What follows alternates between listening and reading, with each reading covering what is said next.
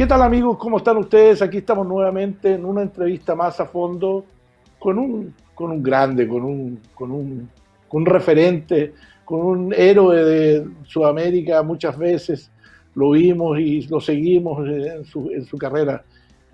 Un gran amigo de nuestro país porque ha estado ya un par de veces en Chile. Quiero presentarle a Peter Solberg. Hello, Peter, how are you? Hello, very good, very good. Okay, we will try to start from obvious from the present today's. Today you are not an active driver, but you are. Let's say you are an active father or active dad. As you know, everyone knows you are Oliver's father. How is the role of changing the role of being a driver to being the father of the driver? Well, first of all, I had a lot of chances this year to do different type of motorsport, even if I was retired.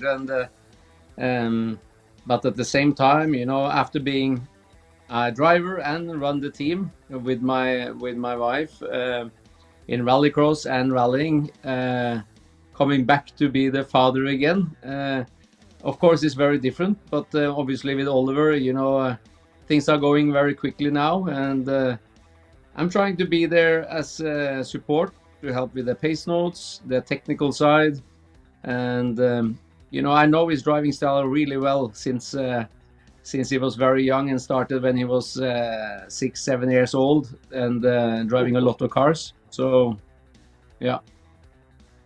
What things are you think that the most important things you are trying to share with Oliver in this stage of the career? I think the most important thing, and I think it's the most simple thing, that they have to have their own passion, and if they have their own passion and interest to and love what they do, it's easier to be there to help, and more questions he ask, and more we discuss together about setup, driving style, and more he is curious to learn and know, easier it is. So for me, it's more up to him where he wants to go.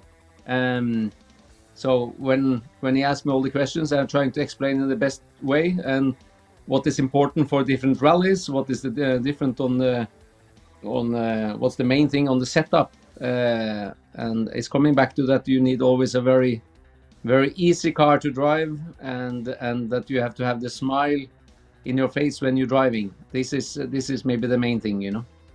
We always thought that rally was related to experience, or a lot of experience. Yeah. The big Finnish riders with a lot of experience.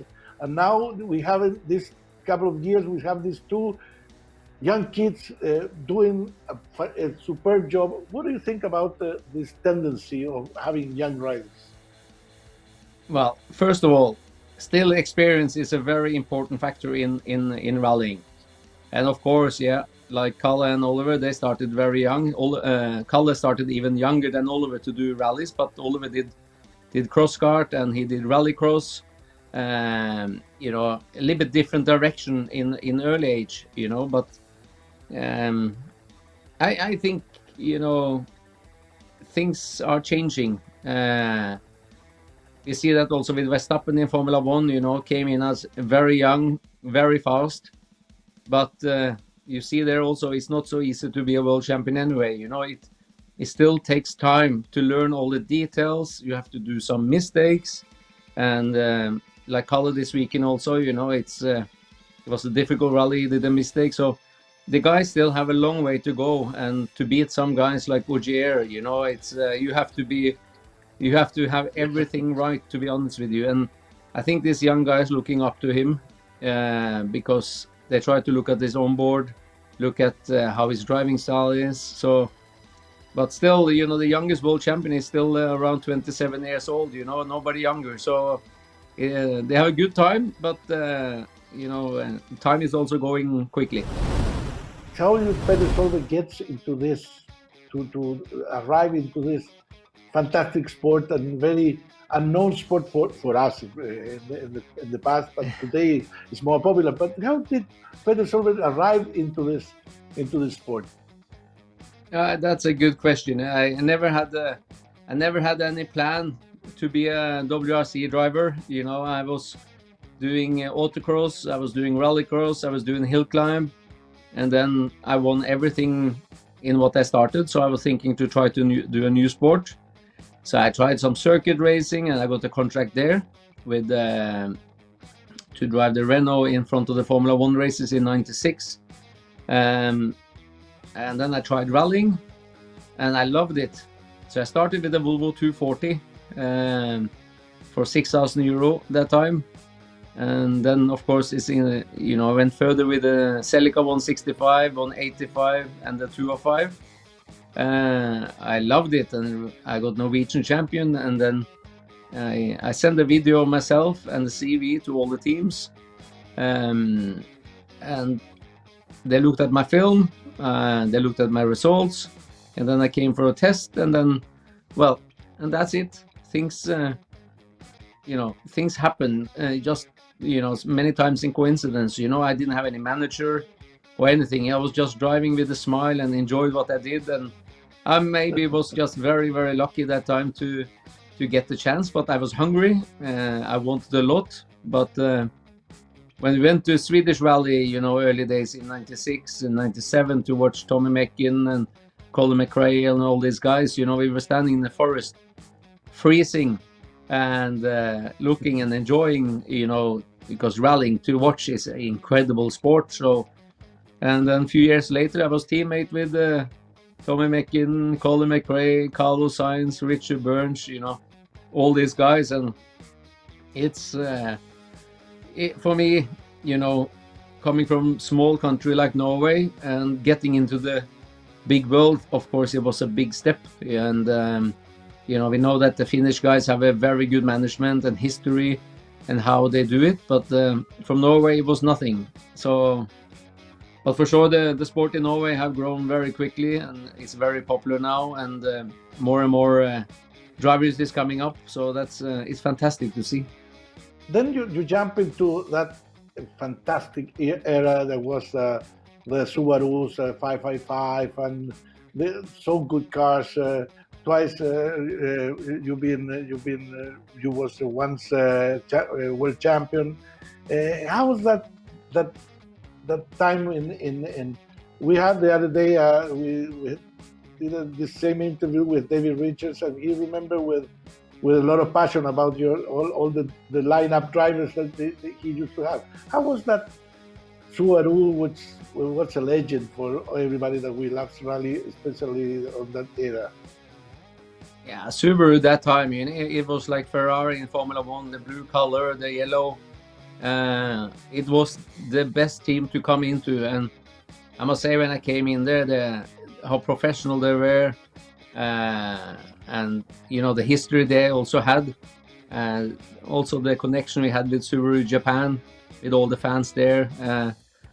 It's very sometimes when you think of it, it's a big dream, and also with the results we had together, winning the world championship together was incredible, and also the years we had with Richard Burns and Tommy Mackin also, it was good. And also a little bit teammate with Joa Kankon also, when me and Kankon was to Chile together also. So it's a lot of good memories. But of course, when you're coming into these teams, you have a lot of responsibility. So you have to work hard, you have to get the results, and so. But yeah, what can I say? It's the image Subaru had that time was incredible. So it would have been fantastic to see them back again into rallying again, because I think a lot of fans would have been very happy around the world. What do you feel about that rules changes that are going to be with this tubular cars, and it's a different regulation for the new WRC cars? It's different. But obviously, you know, we have to follow what the manufacturers in which direction they are going, and hybrid is very, very popular around the world. You know, pure electric is maybe the biggest in Norway. You know, so I think hybrid generally is maybe the best thing to test proper technology out in the WRC. So I must say, okay, it's a big change, but some things have to be changed also to keep the momentum and also get more manufacturers into the World Championship. So for me, if this is what the manufacturers want, we have to support it, and I think it will be a very interesting technical side and also for marketing side to go this direction. You know that the WRC promoter has get the rights of Rallycross, and Rallycross is from next year on. It's going full electric. Yep. What do you think about? First of all, what do you think about that? And second, are you going to be involved in this full electric era? Well, first of all, you know, electric can go fully in rallycross. That's for sure. You know, it's more simple and easy sport. You know, but I'm a rally man now. I'm not going back to rallycross at all. I'm only into rallying, and we're gonna try to make the rallying even bigger and better. And I'm gonna following Oliver to do the best and right things. And for me, it's 100% on the rallying. Very simple. We talked the other day with Andrea Adamo, and they are very happy in this bet that they're doing with Oliver. They think that the young guys must deserve a chance to be in the championship, and I think Oliver is doing the right things. Obviously, supported and advised by an expert like you, but I think the brands Hyundai and Toyota are absolutely behind that young idea. So it's a good thing that he is driving for Hyundai today.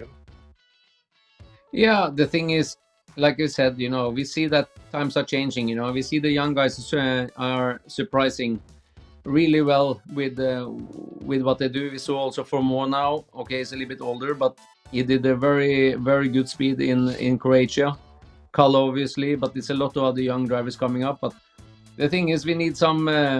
The manufacturers need to build up the younger guys earlier, take care of them, and I think with Adamo and Hyundai in the background and Alan Panas, they're having a good plan with Oliver, and I believe in them in a really good way. So and they have been taking care of Oliver very nicely so far. So I think it can be a good future there. You visit us twice, 2006 and 2011. 2006 you came to the motor show, to an auto show that we have, and 2011 you came to, and then we went to we make like a super stage in front of the government palace. What do you remember about that? Well, I remember my son took out the film that I was hanging out of the car with the Subaru when I did a little bit driving on the show here actually a few weeks ago. And it was a great atmosphere. I think the passion for motorsport down there is big. And at the same time, we went to some good restaurants, have good food, and with a lot of good people around. So it's always a good memory, and that's why it was nice to come back again also some years after, you know, and that time it was with Ivar Kankon, and honestly we really enjoyed a lot, you know. And actually that time when I came down to Chile, I actually met some few Norwegian people who lives down there because they knew I was coming, so we met up with some of them also. Well, time is over and game over, as it says. Thank you very much. Yeah, thank you very much, Peter, for this fantastic few minutes that we have had the chance to share with you good ideas, good concepts, and good rallying time. So thank you very much, and say hello to all your family. and we'll see each other as soon as possible. Yeah, thank you very much. I really hope to come to Chile soon again and be a part of that fantastic rally you had. So I hope we see you soon. And to all the other young people that's watching this, never give up, and everything is possible. Thank you very much, Peter, and have a nice day. Goodbye. Thank you. Bye.